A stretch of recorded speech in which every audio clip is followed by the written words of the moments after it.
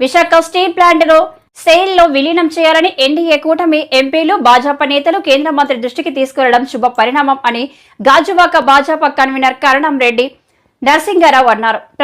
ఈ మేరకు కూటమి నేతలతో కలిసి పార్టీ కార్యాలయంలో ఆయన మీడియా సమావేశంలో మాట్లాడారు. ఉక్కు కార్మికులు ప్లాంట్ పరిరక్షణకై అనేక పోరాటాలు చేశారని గుర్తు చేశారు.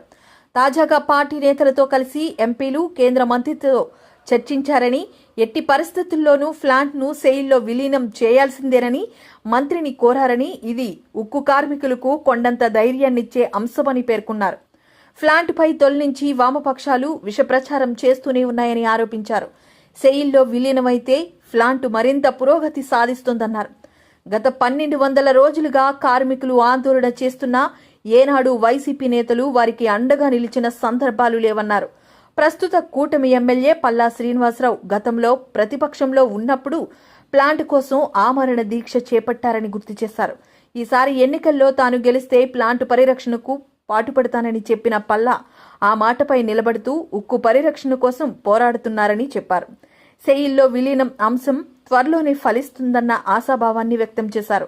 ఈ కార్యక్రమంలో కూటమి నేతలు గంధం వెంకట్రావు, రామ్మోహన్ కుమార్, గూటూరు శంకర్రావు, ఎల్లాజీ, ఉగ్రం తాతారావు, నాగేశ్వరరావు తదితరులు పాల్గొన్నారు. ఉప్పు శాఖ కేంద్ర మంత్రివర్యులు శ్రీ హెచ్డి కుమారస్వామి గారిని మా బీజేపీ రాష్ట్ర అధ్యక్షురాలు శ్రీమతి దగ్గుబాటి పురంధరేశ్వరి గారి నాయకత్వంలో అనకాపల్లి ఎంపీ గారు శ్రీ సిఎం రమేష్ గారు, నర్సాపురం ఎంపీ గారు మరియు కేంద్ర ఉక్కు సహాయ మంత్రివర్యులు శ్రీ శ్రీనివాస్ వర్మ గారు అందరూ కలిసి వెళ్ళి మన విశాఖ ఉక్కు కర్మాగారాన్ని సెయిల్లో విలీనం చేయాలని కోరుతూ వినతిపత్రం అందజేయడం జరిగింది.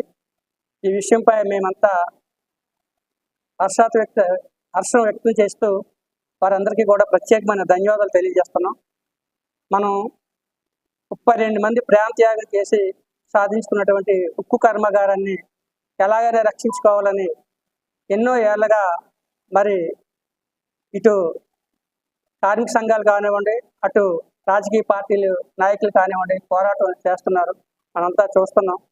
గతంలో మన ఎమ్మెల్యే గారు శ్రీ పల్లా శ్రీనివాసరావు గారు కూడా నిరాహార దీక్ష 6 రోజులు చేసి స్టీల్ ప్లాంట్ కోసం నిరాహార దీక్ష చేశారు. మొన్న ఎన్నికల్లో కూడా ఎన్డీఏ కూటమి మేమంతా ప్రజల్లోకి వెళ్ళినప్పుడు ఒక వాగ్దానం చేయడం జరిగింది. ఎమ్మెల్యే శ్రీ పల్లా శ్రీనివాసరావు గారు క్లియర్గా చెప్పడం జరిగింది. విశాఖ ఉక్కు కర్మాగారాన్ని కాపాడే బాధ్యత మాదని మాట ఇచ్చారు. అటు జనసేన, బీజేపీ, టీడీపీ కూటమి తరపు నుంచి మాట ఇవ్వడం జరిగింది. అందులో భాగంగానే నిన్న మొదటి అడుగు పడిందని మేము భావిస్తున్నాం.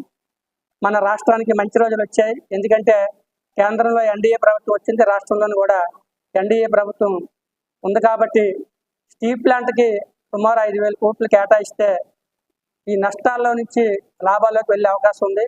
అదేవిధంగా సొంత గనులు కేటాయిస్తే మనకి ఇంకా లాభాల్లోకి వస్తుంది.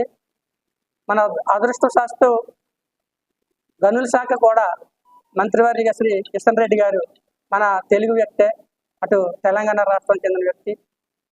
కేంద్ర రాష్ట్ర ప్రభుత్వాలు ఈ స్టీల్ ప్లాంట్ కోసం గత 5 సంవత్సరాల నుంచి ఇక్కడ ఉన్నటువంటి కార్మికులు కానీ నిర్వాసితులు కానీ ఎన్ని పోరాటాలు చేసి ఎంతవరకు మనం చేయాలో చేసినా ఇక్కడ ఉన్నటువంటి రాష్ట్ర ప్రభుత్వం కేవలం ఈవేళ ఆయన దగ్గర ఎవరైతే చీఫ్ సెక్రటరీగా సుబ్రహ్మణ్యం గారు ఉన్నారో ఈవేళ మీడియాకి రిలీజ్ చేయడం జరిగింది.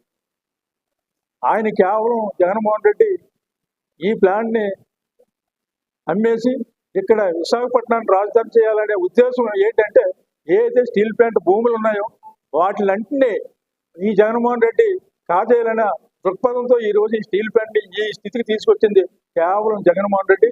అయితే కేంద్ర ప్రభుత్వం ప్రకటించింది. అక్కడ ఉన్న పరిస్థితులు ఈ కేంద్ర ప్రభుత్వం ప్రకటించడానికి ఇవాళ వచ్చిన సంస్కరణలు కాదు. ఇవి పివి నరసింహరావు గారు ఉన్నప్పుడు పెట్టిన సంస్కరణలు కానీ జరుగుతూ ఉన్నాయి. కానీ అంతలాగా ఈ రోజు ప్లాంట్ లో ఉన్నటువంటి కార్మికులు కానీ ఇక్కడ ఉన్న నిర్వాసులు కానీ ఇబ్బందులు పెట్టింది కేవలం వైసీపీ ప్రభుత్వం. ఇది చాలా దుర్మార్గం. ఈ రోజు అయినా సరే ఏదైతే చంద్రబాబు నాయుడు గారు కానీ, పవన్ కళ్యాణ్ గారు కానీ, నరేంద్ర మోడీ గారు కానీ ఈ ముగ్గురు సారథ్యంలో ఈ విశాఖపట్నంలో ఉన్నటువంటి భూములకు కానీ, లేకపోతే విశాఖపట్నంలో ఉన్న స్టీల్ ప్లాంట్కి ఎట్టి పరిస్థితుల్లో ఎటువంటి డోకా ఉండదు. ఖచ్చితంగా ఈ స్టీల్ ప్లాంట్ ప్రభుత్వంలో కొనసాగుతుంది. ఇక్కడ ఎవరైతే నిర్వాసులు 8,000 మంది ఉండిపోయారో వాళ్ళకి ఖచ్చితంగా ఉపాధి దొరకాలి. ఆ ఉపాధి దొరికినప్పుడే నిజంగా ఇక్కడ ఉన్నటువంటి నిర్వాసితులకు న్యాయం జరిగినట్టు ఉంటుంది. ఇప్పటికీ కూడా టౌన్షిప్ లో విశాఖపట్నం స్టీల్ ప్లాంట్ ప్రైవేటీకరణ చేస్తామని చెప్పి 2021లో ప్రకటించిన తర్వాత మరి ఆ రోజు నుంచి నేటి వరకు సుమారు 3 సంవత్సరాల పైచిలిక 1240 రోజులు పైగా ఈ ఉద్యమం అనేది నడుస్తుంది. అయితే ఈ ఉద్యమం ప్రారంభించిన దగ్గర నుంచి కూడా అనేకమైనటువంటి రాజకీయ పార్టీలు అందరినీ కూడా కలవడం, ఈ కర్మాగారాన్ని కాపాడాలని, ఎందుకంటే సెంటిమెంట్తో కూడుకున్నటువంటి విశాఖపట్నం స్టీల్ ప్లాంట్ ఈ ఆంధ్ర రాష్ట్రానికే ఒక పెద్ద భారీ పరిశ్రమ. ఈ పరిశ్రమను రక్షించుకోవాల్సిన అవసరం ఈ రాష్ట్రంలో ఉన్నటువంటి అన్ని రాజకీయ పార్టీలకు కూడా ఉందని చెప్పేసి కూడా పోరాట కమిటీ తరఫున అనేక సందర్భాల్లో విజ్ఞప్తి చేయడం జరిగింది. కానీ ఈరోజు అదృష్టం, ఈరోజు రాష్ట్రంలో కూటమి ప్రభుత్వం ఏర్పడ్డది.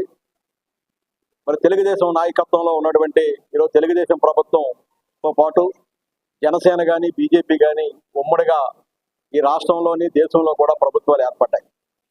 అయితే దీంట్లో మొట్టమొదటి నుంచి కూడా జనసేనగా కూడా మేము మరి పవన్ కళ్యాణ్ గారు ఈ విశాఖపట్నం స్టీల్ ప్లాంట్ని ప్రభుత్వ రంగ సంస్థగానే కొనసాగించాలి. ఈ ప్రభుత్వ రంగ సంస్థగా కొనసాగించడం కాకుండా ఈ ప్లాంట్కి కావాల్సినటువంటి మైండ్స్ కేటాయించి దీన్ని ఆర్థికంగా కూడా ఆదుకొని ఈ కర్మాగారాన్ని మరింత విస్తరిస్తే ఈ ప్రాంతంలో ఈ త్యాగం చేసినటువంటి నిర్వాసితులు కూడా ఉద్యోగాలు వచ్చే అవకాశం ఉంటుందని చెప్పి మరి వేలాది మందితో పెద్ద ఎత్తున బహిరంగ సభ ఏర్పాటు చేయడం, మరి మంగళగిరి పార్టీ ఆఫీసులో సుమారు 10 గంటలు నిరాహార దీక్ష కూడా ఆ రోజు చేయడం జరిగింది.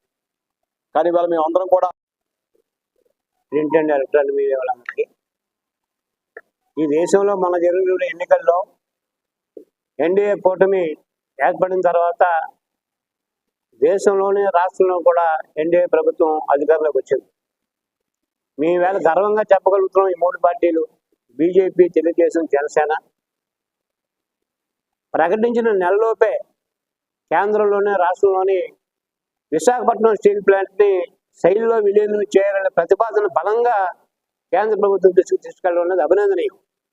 గత 5 సంవత్సరాల్లో వైసీపీ ప్రభుత్వంలో ఒక్క అడుగు కూడా ముందుకు వెళ్ళే పరిస్థితుల్లో చంద్రబాబు నాయుడు గారు ఇదే పాతగాజాగ సెంటర్లో మీరు శ్రీభరత్ గారిని, మల్లా శ్రీనివాసరావు గారిని, విష్ణు కుమార్ రాజు గారిని, అలాగే బీజేపీ ఎన్డీఏ కూటమిని గెలిపించండి, స్టీల్ ప్లాంట్ని రక్షిస్తామని ప్రకటించాడు ఆయన. ఆ ప్రకటించిన తర్వాత అధికారంలోకి వచ్చిన వెంటనే నిన్న స్టీల్ శాఖ మంత్రి మన కుమారస్వామి గారిని వీళ్ళు కలవడం జరిగింది. ఆయన కూడా ఏమన్నారంటే, పూర్వం ఎవరి దగ్గరికి వెళ్ళినా కూడా కనీసం మాట్లాడే అవకాశం ఇచ్చేవారు కూడా కాదు మాకు. ఇవాళ కేంద్ర మంత్రి, ఉక్కు శాఖ మంత్రి కుమారస్వామి గారు దీని మీద మేము ఒక ప్రత్యేకమైన దృష్టి పెట్టాం, ప్రభుత్వంలో చర్చలు జరుగుతూ ఉన్నాయి, ఇదే మీతో మళ్ళీ మేము 2 నెలల లోపు మొత్తం నివేదికని తెప్పించుకుని ఈ సమస్యను ఎలా పరిష్కరించాలి, శైలిలో విలీనం చేయడానికి విధి విధానాలు ఏంటి అని కూలంకషంగా చర్చించి మేము అమలు చేస్తామని చెప్పారు. అంటే ఎంత గొప్ప విజయం అంటే పోరాట కమిటీగా చేసిన పోరాటం ఇవాళ వరకు చేస్తున్నప్పటికీ కూడా ఆ పోరాట ఫలితం అయితే ఒక ఎత్తు అయితే, వీళ్ళ కూటమి విజయం కేవలం స్టీల్ ప్లాంట్ దృష్టిలో పెట్టుకునే వీళ్ళ పల్లా శ్రీనివాసరావు గారికి 95,000 పైచీలు మెజార్టీ, శ్రీభరత్ గారు ఎంపీ గారికి విశాఖపట్నం 5 లక్షల పైచీలు, అలాగే సీఎం రమేష్ గారికి, అలాగే పంచగల రమేష్ బాబు పర్వాల 81,000 మెజార్టీ అంటే ఎంత స్టీల్ ప్లాంట్ ఆపుతామని ప్రకటన చేసిన తర్వాత వచ్చిన మెజార్టీ అని మేము గర్వంగా చెప్తున్నాం.